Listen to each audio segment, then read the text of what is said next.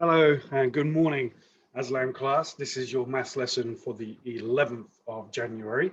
I trust you all had a very good weekend and enjoyed the lovely cold weather that we've been having. When I actually shot this video, it was actually snowing this morning, but not enough to make snowmen and have snowball fights. Anyway, for today's lesson is maths, okay? And I'm just going to share my screen with you, so you can see our maths lesson for today. First thing you need to do is, looking at our arithmetic for today, you need to pause the video and go through these questions. Is that better? And you need to go through these questions in today's video. You do not need to stop the video. You do not need to use a stopwatch and time yourself for these ones, because these questions are multiplications where we're multiplying a single digit by a two-digit number. But what I would like you to do is try to use some of the techniques that we were using last week. So you may want to partition the tens number. So for the example, for the first question, instead of trying to work out what 3 times 14 is, maybe you could use a strategy where you are doing, you're partitioning the 14 into 10 and 4. So you could work it out like this. So you do 3 times 10 first, and then you do 3 times 4 afterwards, and then add the two values together, which would give you 52. Okay, because 3 times 10 is, well, 52, sorry, 42. Because 3 times 10 is 30, and then 3 times 4 is 12, and 30 plus 12 is 42. Okay, so you could use that. Okay, so pause the video, and I will and give yourself some time to work them questions out. Okay, so well done for doing them questions. On the board here are the answers for all of them mental arithmetic questions. So question 1 is 42, question 2 is 184, question 3 is 117, question 4 is 85, question 5 was 0, question 6 was 64, question 7 was 76, question 8 was 84, question 9 was 165, and question 10 was 91. You can pause the video here if you want to tick your answers off, and well done if you got all of them right. There was a purpose for this, because today's lesson we are looking at written methods for multiplication, and even though you could have used some mental strategies to answer these questions, some of them may be easier for you to use a written method, and that's what we're going to explore in today's lesson. So today's lesson is all about, can you use written methods to multiply numbers together?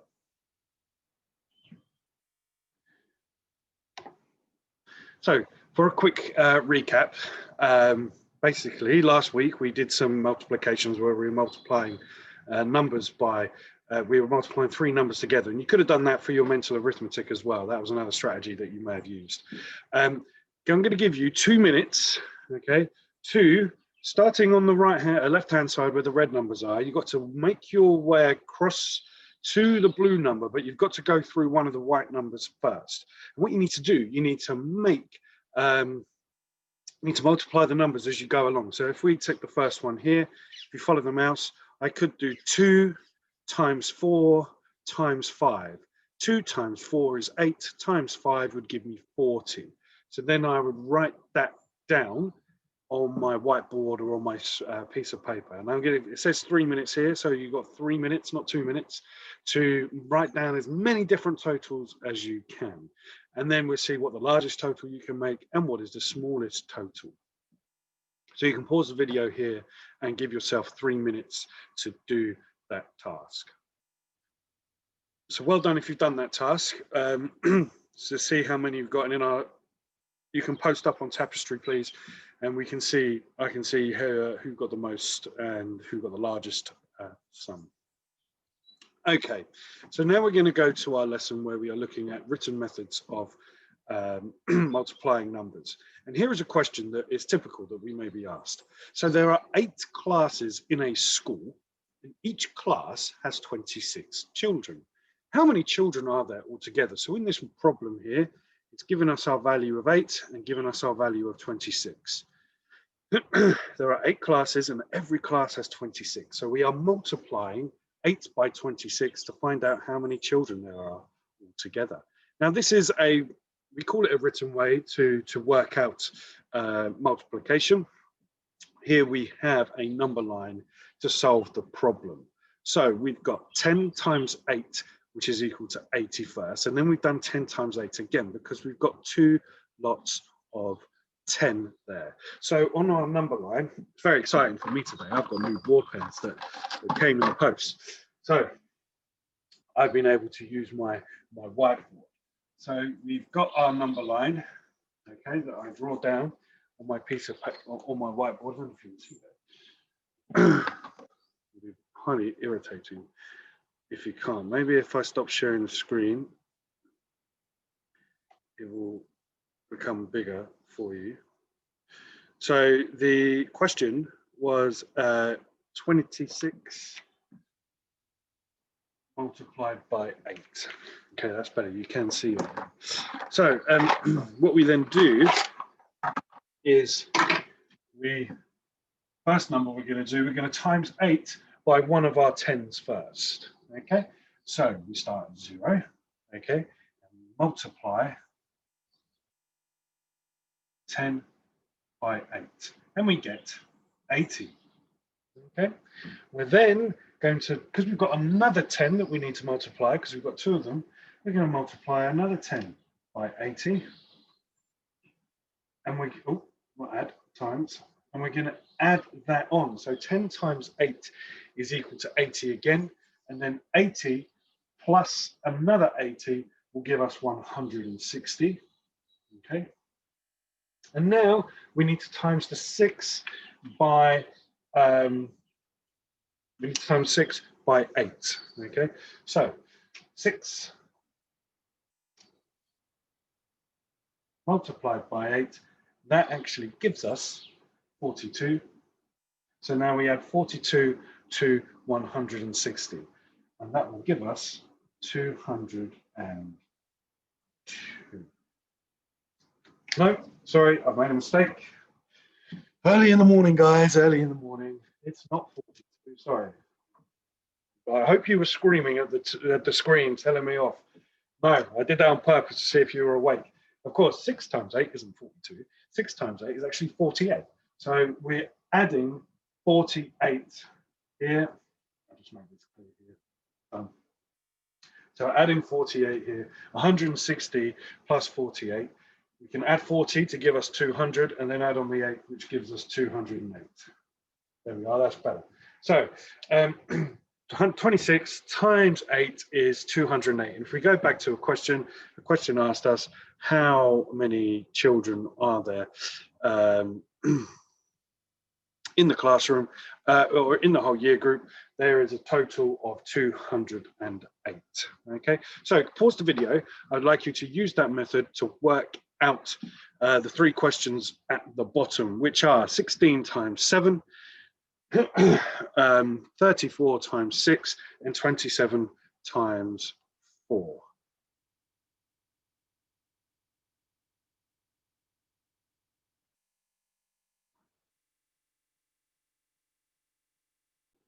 Okay, well done for doing the questions. We're going to go through the answers now using that method of a number line. So here we've got 16 times 7. First thing we're going to do is we've got one lot of 10 here in our 16, so I'm going to times 7 by 10. So I draw my number line, I start at 0, and I do 7 or 10 multiplied by 7, oh, not 70, 7, and that will give me 70. Okay, so I add on 70, and I get 70 there. I'm now going to, I've got no more 10s to multiply, so I've now got 6 times 7. 6 times 7 is 42. So I'm adding this on here. So 6 times 7 That gives me 42. 70 plus 42. If we add on 40 first, we count up in tens. So we go 80, 90, 100, and 110, and then add on the 2. So we get 112. So 16 times 7 is equal to 112. For the next question, we've got 34 times 6. So the first thing I'm going to do is, we've got 3 lots of 10 here. So I'm going to do 10 times 6 first, which is 60. So I put that there. And then I'm going to do another 10 times 6, which is another 60, which gives me 120. And then I've got one more, and I'm going to do that. 10 times 6 gives me another 60. Add that on to 120, and I get 180. I've now times all my 10s by 6. I've now got 4 times 6 left. And 4 times 6 is equal to 24. I then add on 124 to 180. Again, can do the 20s first. 180 plus 20 is 100. So that 200, sorry, and then add on the 4, and we get 204. And in our last question, 27 multiplied by 4. Again, we're going to start by timesing our 10s first. So we do 2 multiply. We do 10 multiplied by 4, which is 40. Put that there. We're going to, because we've got 2 of them, we need to times another 10 on to 4. So that's another 40. So we plus that on, and that gives us 80. We've now got 7 times 4, which is equal to 28. Okay, and then we add 28 onto 80. And again, 80 plus 20 gives us 100, and then add on the remaining 8, and we get 108. Okay, so well done if you've got all them questions correct. Okay, so another way of using a written method is to, you can use manipulatives for this, but you may not have them at home.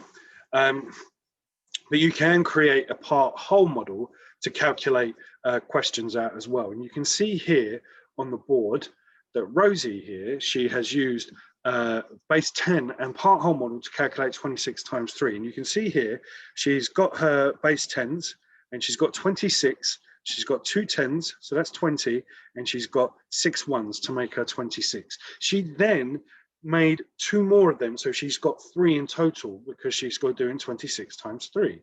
And then she could then add them up to find that answer out. You could use cubes for that, or you could use Lego bricks.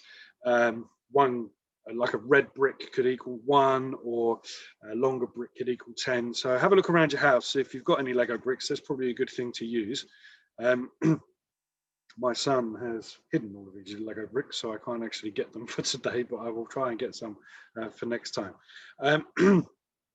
But we can use a part-whole model as well. And basically, you can see here that Rosie has taken 26 and she split that into 20 times 3 first. Okay, and then she's done 6 times 3 and then added the 2 values together. So 20 times 3 is 60. And then 6 times 3 is 18. 60 plus 18 gives you 78. So that's how she would work that out. So what you need to do is do exactly the same, and you need to do it for these questions here. So just to help you out for the first one, your first question, 36, you write 36 times 3 in our part-whole model. We then split that into 30 times 3 and then into 6 times 3. So you can then do them calculations and find out what the answers are. Good luck. Pause the video.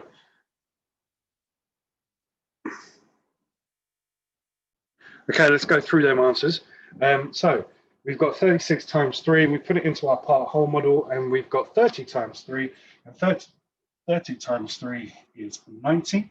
6 times 3 is 18. And then we add the 2 values together, and that gives us 108. Because 90 plus 10 is 100, and then plus an 8 is 108. So well done if you got that one correct. Our next question that goes into our part-whole model was 24 times 6. Again, we partition our 24. So we've got 20 multiplied by 6 first, and then we're going to add on 4 times 6. 20 multiplied by 6 gives us 120.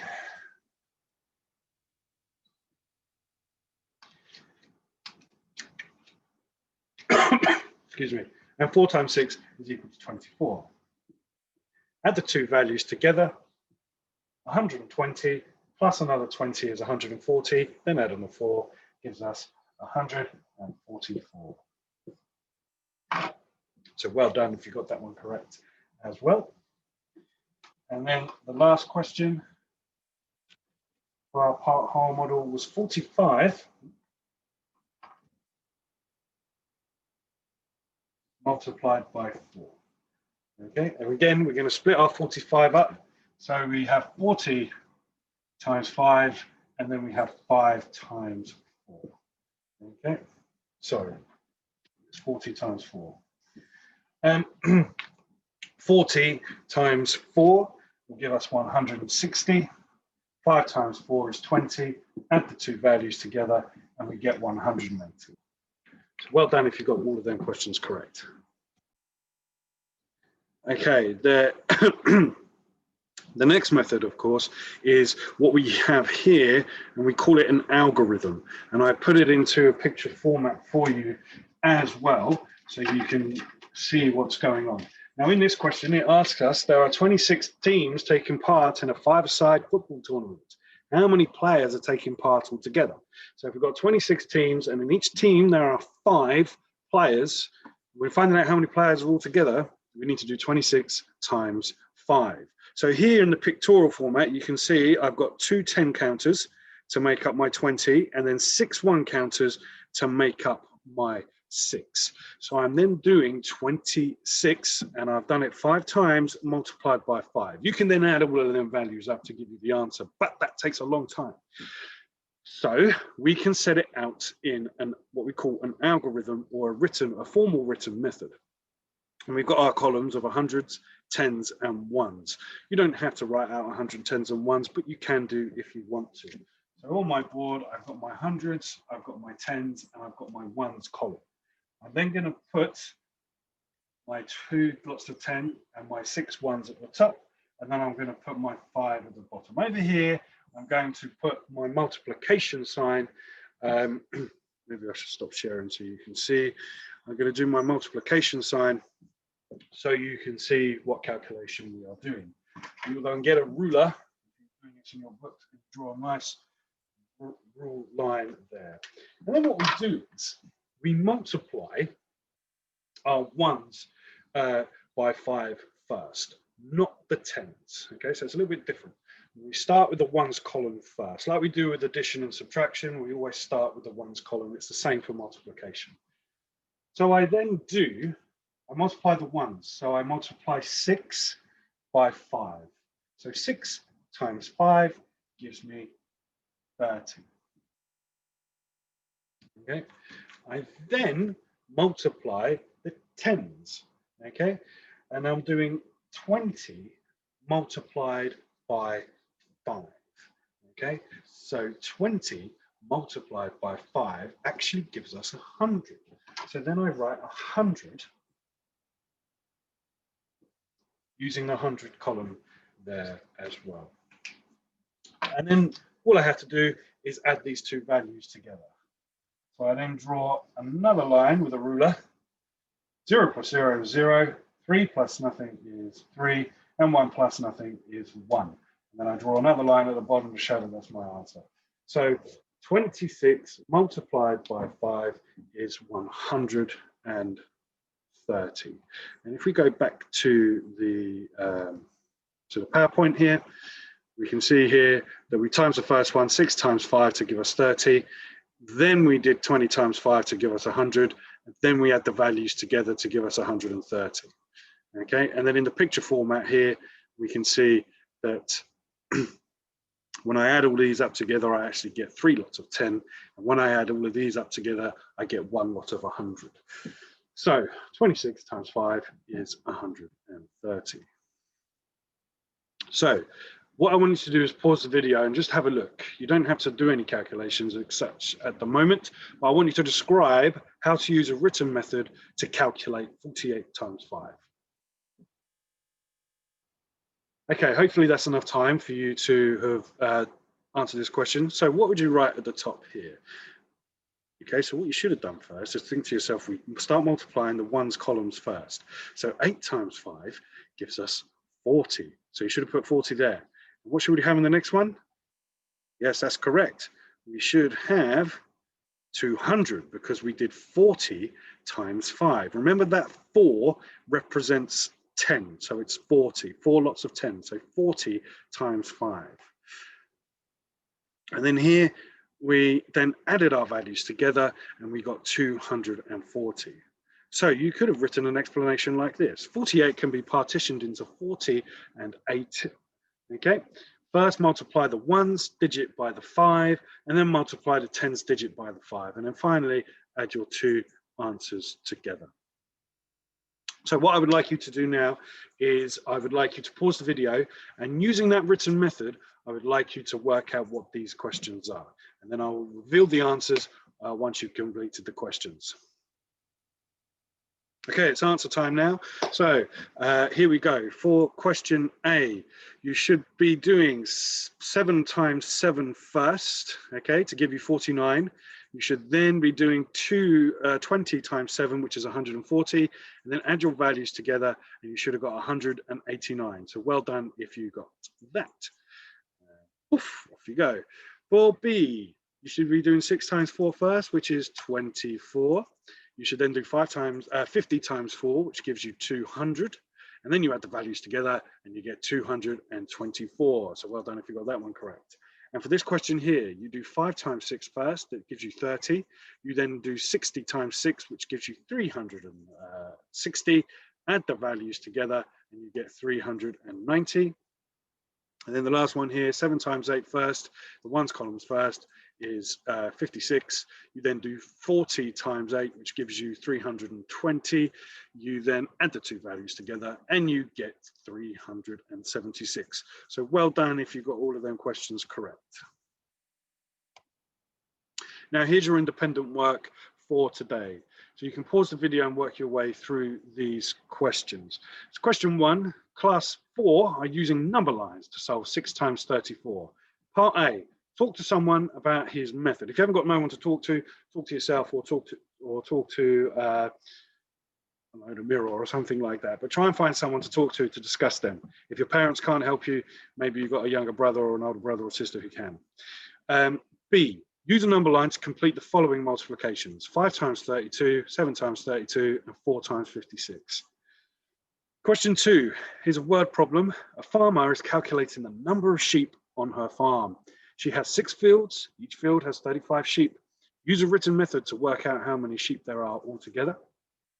And for question 3, here are 6 multiplications. Which of the multiplications would you calculate mentally? Which of the multiplications would you use a written method for?